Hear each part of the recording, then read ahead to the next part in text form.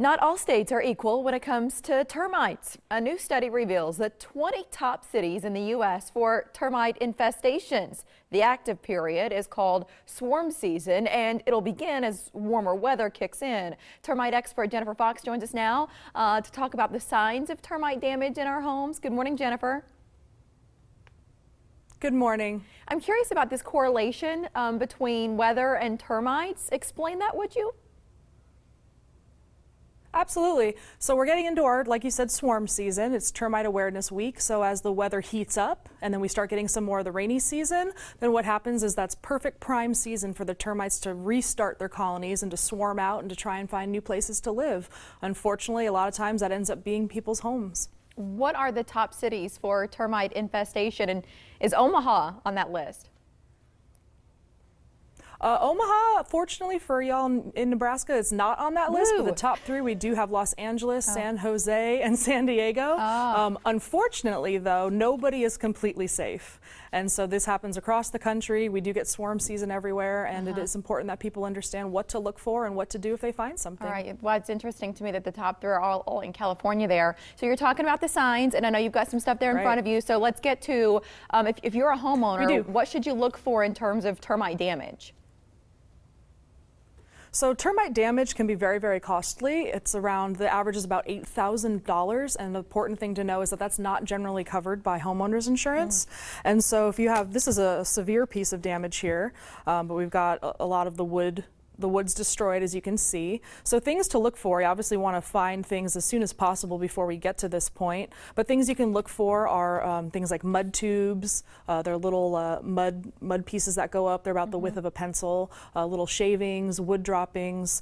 We've got some mud tubes you can look out for here. You can look for the wings of the termites. And so they'll discard the wings and then get into some places. Any discolorations in the wood. Sometimes we do what's called tapping or knocking on the wood, and you can hear the different sounds if there's a gallery because they've hollowed out some wood. And then just some damage, and it's important to know that the damage comes in all different types of wood. Some people think that they can't damage certain types, but we've got some hardwood here that's been some damage done to it. So they really do a lot of damage, and not just to your home, but also to contents as well. So we've got picture frames that have been damaged. We get some china cabinets that get damaged. So they're really not too discriminatory, and they can really do some deep stuff. Is there anything, because I'm thinking still about that figure, $8,000, and if insurance isn't touching that. Right. So maybe let's turn the conversation toward prevention. As a homeowner, what can you do? Right, and unfortunately there's really not a good way to ever prevent from getting them, but there are certain things that homeowners can do to help their odds out. Things like having mulch right up to a foundation, that really can be what's called a conducive condition. So you want to rake back mulch so that way the foundation is clear, because that does create a little bit of a nesting area for them, or breeding ground, because it stays nice and warm underneath. And then having concrete go up to the foundation, moving wood piles back from around the home. You don't really want to set up the buffet for the termites right next to your house. So moving that back is really important.